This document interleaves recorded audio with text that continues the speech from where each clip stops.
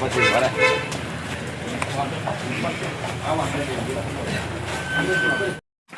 એમ હતો ને પેલા લોકો તે બાજુ હતા બરાબર છે બરાબર આ જગ્યા કઈ થાય બોલાવી રાખો ઉપર જઈ ના રૂબરૂ જઈ આવો સાજી આવ્યા છે બોલાવી રાખો લાવ લઈ લો આજુબાજુમાં હોય તો બોલાવી રાખો એવું કે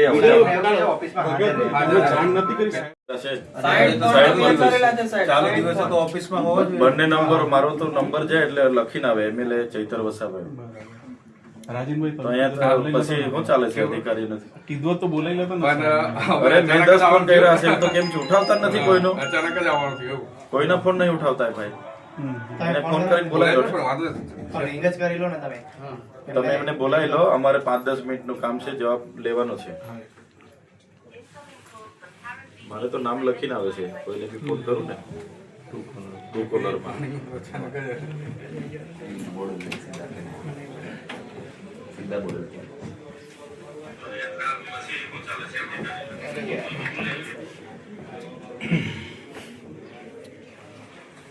કન્વર્સેશન વાતચીત થાય તો બધા વિડીયો લઈ લે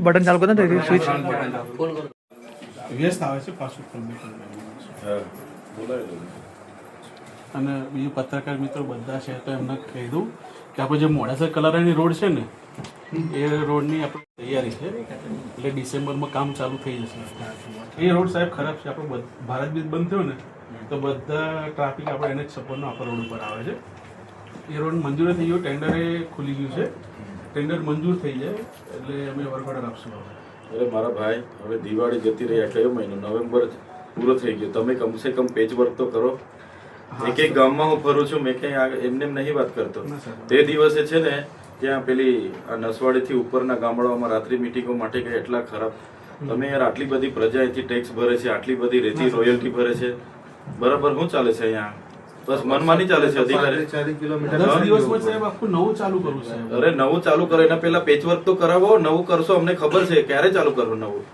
આ ચોમાસું પૂરું થયું કેટલો સમય થઈ ગયો તે મને કહો ના સર બરાબર છે આવું થોડું ચાલતું હોય યાર બધી મનમાની અહીંયા વડાપ્રધાન આવવાના હોય મુખ્યમંત્રી આવવાના હોય રાતોરાત બધું થઈ જાય ને લોકો માટે તમે ના કરો તો કઈ રીતનું ચાલે યાર એટલે માત્ર પ્રજાના પૈસા ટેક્સના પૈસા માત્ર તાઇફાવ નથી કરવાના રથયાત્રા ને વિકાસ મહોત્સવ ને અમૃત મહોત્સવ ને ગૌરવ યાત્રા આપણે આ જેતપુર પાવીથી લઈને ડુંગરવાળા બસ એમાં જ તમારે કન્ટન્જન્સી ખર્ચો નથી પડવાના મારા ભાઈ વંડલી ચોકડીથી જેતપુર પાવીનો જે રસ્તો છે વચ્ચેનો રતનપુર આ વર્ષે કેટલો ખર્ચો પાડ્યો રિપેરિંગમાં સાઇડ કટિંગમાં નાળામાં કેટલો ખર્ચો પાડ્યો ચોમાસા દરમિયાન મેન્ટેનન્સમાં ચોમાસામાં તો આપણે ડામર નથી કરતા અરે ડામરની વાત થોડો કરું છું સાઇડ કટિંગ કર્યું હશે ને ઘેરું ચૂનો લગાવ્યો હશે મેન્ટેનન્સ કર્યું હશે નાળું તૂટ્યું પુલ તૂટ્યું એ જે સાહેબ દિવાલ કામ તૂટ્યું કર્યું છે પણ જે ખર્ચો પડવાનો બાકી છે એવું હશે હું તમને ગણતરી કરી ના ના આવું હોય જ તમને ના ફાઇલ આખા ચોમાસામાં કેટલું કામ કર્યું તે કહો મને તમારા ડિવિઝનમાં પછી તો એને એસ્ટિમેટ બનાવવાનો પણ બાકી છે એટલે એમને એમ કામ કરો. થોડું કોઈ કામ કરતું તો કાકા, મોબાઈલ મૂકો ને વાત કરવા દો. એક વર્ષથી મેં એવું- સાહેબ બીજા તામાંથી ઉભા રહો ભાઈ બોલવા દો.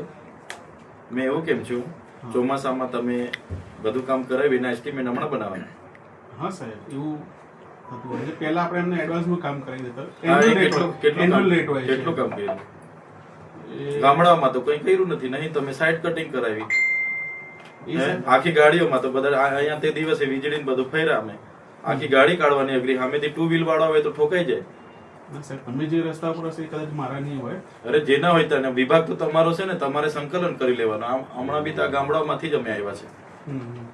એટલે બધું ધ્યાન આપો યાર આવું નહીં કરો પ્રજા હેરાન થાય છે આટલી સરસ જગ્યાએ તમને કામ કરવાની તક મળી છે આ આદિવાસી ના, ના, સાહેબ. ગરીબ લોકો છે બધા એમનું કામ કરશો પુણ્ય મળશે સાહેબ હું પોતે પણ આદિવાસી છું. હા એ જ કેમ છું આપણને બધાને સેવા કરવાની તક મળી છે તમને આટલી બધી તમારા અંડરમાં સત્તા છે એનો ઉપયોગ કરીને આપણા લોકોની સેવા કરો ને શું વાંધો છે સાહેબ મોડાસી આવવાનું 10 દિવસમાં સાહેબ હા એ પેલા મોડાસા વડાભાઈ આવ્યા હતા તે રજૂઆત કરવા હા એમનું 10 દિવસમાં નિરાકરણ હું લાવો નવું કરવાનું જો કામગીરી ચાલુ કરું છું પિચિંગ પિચિંગ સાહેબ ચાલુ કરો તો સારું એમ બહુ હેરાન છૂટા થાય મેડલ છે છે. ને તો કેવું મોટી ગાડી કરે વર્ક ઓર્ડર આપી દઉં હું 10 દિવસમાં કામ આપું નવું ચાલુ કરું છું હા એ કરાવી દો ને અને વ્યવસ્થિત જોડે જોડે હું ખાતા પણ પુરાઈ દઈશ જે જે એજન્સીને કામ આપો ને એનું પ્લાન્ટ નજીક રાખો અને નજીક જ છે હા સાહેબ બસ મોડાસી એવું ના થાય કે ચોકડી 50 કિલોમીટર પ્લાન્ટ હોય ને માલ લાવતા લાવતા અહીંયા ઠંડો થઈ જાય ને પછી ઘર આગળ બેહાડીને રસ્તો જાય છે. મહિનામાં આખું ઉખેડી નીકળી જાય એવું ના, કામ ના, ના, સાહેબ. નહીં સાઈડ પુરાણ કમ્પ્લીટ કરાવો બધી હે રોડ બયનો નાનો હોય કે મોટો હોય સાઈડ પુરાણ હાથેનું એસ્ટિમેટ રાખો ને સાઈડ પુરાણ કરાવો બધા ને તમે ત્યાં 3 લેયર નું હોય તો 3 લેયર પરફેક્ટ જ હા થવા સાહેબ જોઈએ. પરફેક્ટ થશે મારા કામમાં ગેરંટી બધા જ પત્રકારો સાહેબ આપણને 2 વર્ષ પૂરા હારું, અહીંથી હમણાં પૂરું કરીને અમે જઈ આવીએ. કાલ ખાડો પડ્યો છે એટલે જઈ આવીએ.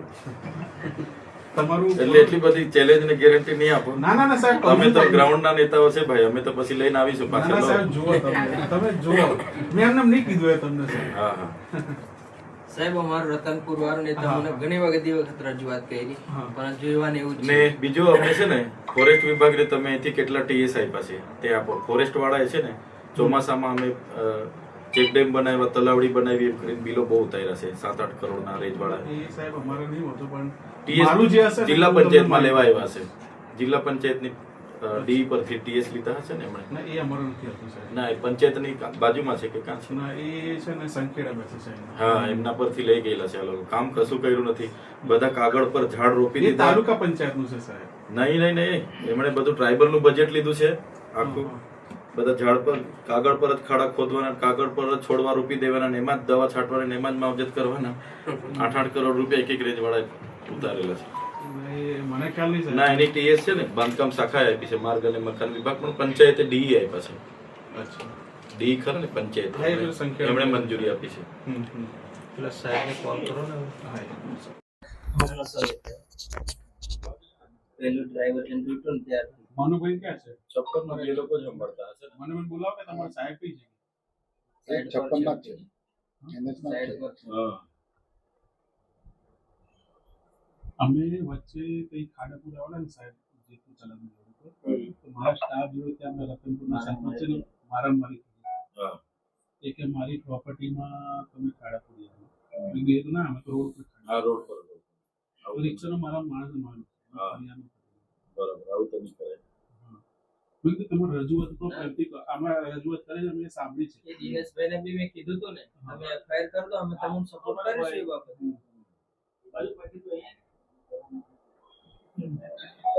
દિનેશભાઈ આવે છે. એ સાહેબનો ફોન ક્યારેય લાગે નહીં.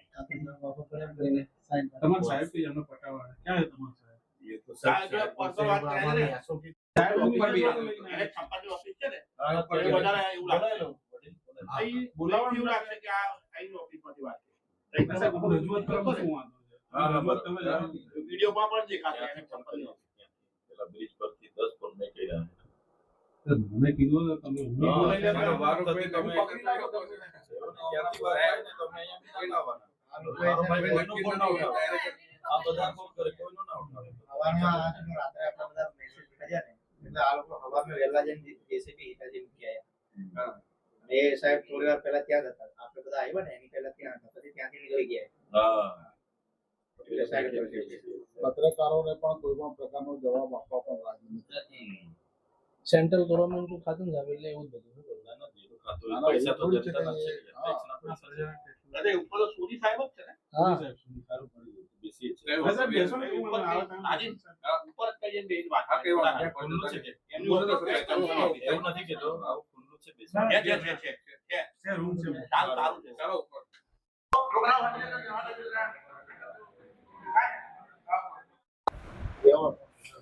આગળ કોઈ આવતું નહીં એમ કે છે બધા અહીં ઓફિસમાં પત્ર ચલાવતું. આવે છે સાહેબ તો આવે પણ એમ સાહેબ ને કેવો ચાર્જ છે? સાહેબ ચાર્જ કેટલા છે? સોની સાહેબ ને પહેલો ચાર્જ હતો અમને તો નહીં. અમને કોણ ચાર્જ? અમને તો કોઈનો ચાર્જ નહીં. એટલે કોઈ સાહેબ અધિકારી નથી. એટલે તમે ચલાવશો. ના સાહેબ તો છે અમાર પતિ સાહેબ.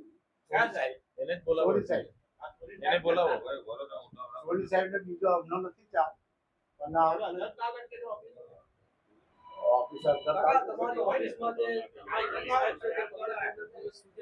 ના, એટલે આગળ પેલી સિંચાઈની બોગસ ઓફિસ અહીંયા પકડાયેલી એવી તો નથી ને? આ રિયલી છે ને? રિયલી છે. આ ખરેખર તમે સરકારના કર્મચારી છો હા. તો કેમ પેલા એજ્યુકેટિવ એન્જિનિયર કેમ અહીંયા હાજર નથી ભાઈ?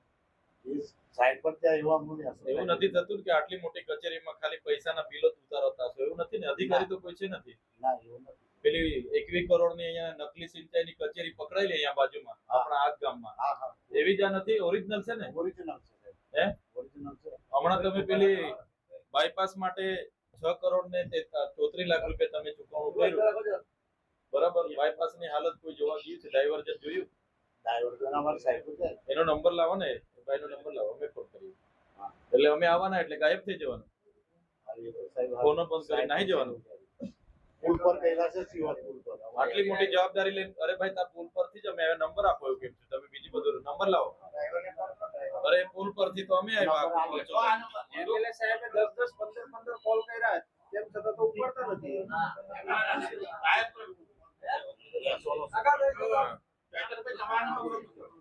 હા, હું મારા નંબર પરથી જ કરું છું. પેલા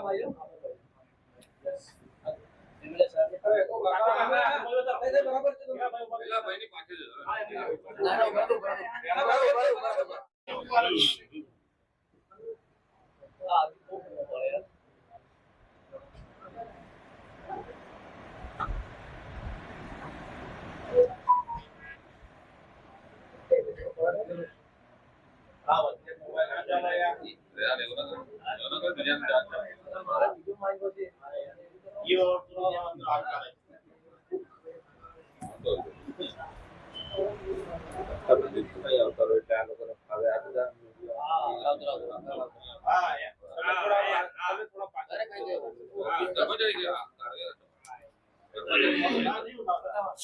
બરાબર, ફોન હજી વેટિંગ વ્યસ્ત આવે છે.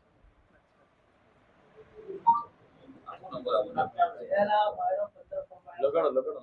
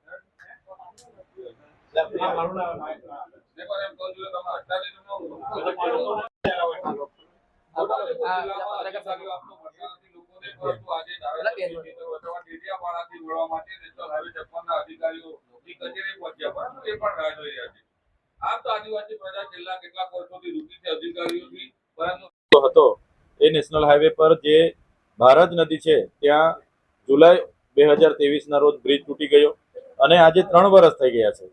ત્યારે માત્ર ડાયવર્જન બનાવવાના નામને આ લોકોએ 6 કરોડ 34 લાખ રૂપિયાનું ચૂકવણું કર્યું છે એજન્સીને, અને ત્યાં ડાયવર્જન એકદમ તકલાદી કામો થાય છે. ડાયવર્જન જે બનાવ્યું હતું એ બી ત્યાંની નજીકની રેતી અને માટી ભરીને ભૂંગળા નાખીને બનાવીને આ લોકોએ પૂરું કર્યું હતું, અને એના લીધે જે ડાયવર્જન તૂટી ગયું છે.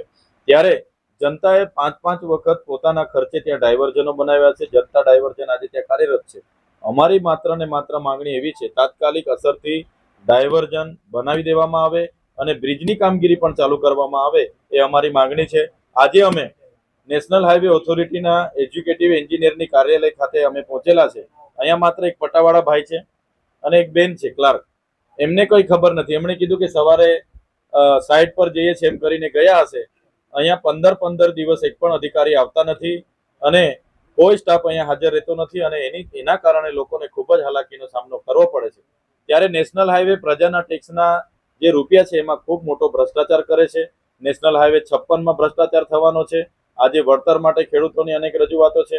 ત્યારે ભલે આજે એ લોકો અહીંયા ઓફિસ છોડીને પલાયન થઈ ગયા હોય, અમે જ્યારે પણ આ વિસ્તારના રૂટ પર અમે રહીશું, ફરી આ ઓફિસે આવીશું અને એમને આ પ્રજાના પ્રશ્નોનું નિરાકરણ લાવવા માટેના જવાબો અમે લઈશું. બીજી વાત છે સાહેબ કે ટેન્ડરમાં એક ક્લોઝ આ તો અધિકારીઓ અને નેતાને બધા મળેલા જ છે. એમને બધાને પોતપોતાના હિસ્સાનો ટકાવારી મળી જાય છે, એટલે કોઈ કાર્યવાહી કરવાનું નથી. આ જ પ્રકારનું અધિકારી રાજ બધા જ જિલ્લાઓમાં ચાલે છે. કોઈ જ જનતાને જવાબ આપવા તૈયાર નથી. બસ એમના તાઇફાઓ કરવાના, મોટા મોટા પ્રોજેક્ટો કરવાના માટે જ આ ગ્રાન્ટો બધી વપરાય છે. પ્રજા 3 વર્ષથી અહીંયા હેરાન થાય છે. એક પણ નેતાને પડી નથી. કોઈ નેતા ત્યાં આવીને ઉભો રહેવા તૈયાર નથી. અને નેતાઓ જે જનતાએ પોતાના ટેક્સી પોતાની ફંડ ફાળાથી જે ડાયવર્જન બનાવ્યું છે એમાંથી નેતાઓ પસાર થાય છે. તો અહીંયા મોટા નેતાઓના ફાકા ફોજદારી કરનારા નેતાઓને તો ઢાંકણીમાં પાણી લઈને ડૂબી મરવું જોઈએ. આપ તસવીરમાં જોઈ રહ્યા છો, લોકો સાથે ચેતર વસાવાએ છોટાઉદેપુર જિલ્લામાં ભ્રષ્ટાચાર સામે પહેલો મોરચો માંડ્યો છે, પરંતુ અધિકારીઓ બોલો કાકા. મારું નામ સનાભાઈ મોહનભાઈ સોલંકી, ગામ ભેસાવી. હું જિલ્લા પ્રભારી, આમ આદમી પાર્ટીનો જિલ્લા પ્રભારી છું. જેમાં આજ રોજ અમારા ચૈતર વસાવા પાવીજેતપુર ભારત પુલ ઉપર વિઝિટ માટે આવ્યા. ભાજપવાળા એમ કે તમે અમારો વિકાસ તો જોવા આવો. તો સાહેબ આજે વિકાસ જોવા આવ્યા તો ત્યાં પથરા પડેલા છે, ખાડા પડેલા છે. પબ્લિકને એટલી બધી ઝુંબેક્ષા છે કે ઠેઠ ડુંગરવાટ અને રંગલી 4 રસ્તા જાય ત્યારે બોડેલી આવે છે મારો મતદાર. એક બાજુ નથી ડ્રાઇવેજન થયું તો તે ધોઈ નાખ્યું, ત્રીજી વાર ધોઈ નાખ્યું, ચોથી વાર ધોઈ નાખ્યું. છતાં અમારી કોઈ બૂમ સાંભળવા આજના અધિકારીઓ પણ અહીં રાજી નથી. અને કંઈક કહીએ તો તમારે થાય તે કરી લેવું કે એટલે અમારે કરવું શું, કોને કહેવું. આજે અહીંયા બોડેલી નગરપાલિકા એન્જિનિયર કચેરીમાં આવ્યા સોની સાહેબને મળવા માટે. ત્યારે સોની સાહેબ ખુલ્લી ઓફિસ મૂકીને ફરાર થઈ ગયા છે. અમારા નેતા ચૈતર વસાવા આજે અહીંયા રૂબરૂ મળવા આવ્યા તો એ પાણીનો ગ્લાસ પણ જોયો નથી. ટેબલ પર પટ્ટાવાળા 2 પડી રહ્યા છે. તો ખરેખર એના માટે અમને બહુ દુઃખ છે. અમારા નેતાઓ નથી સાંભળતું તો પછી અમારી સમાજનું અને અમારા રૈયતનું કોણ સાંભળશે? ઓકે.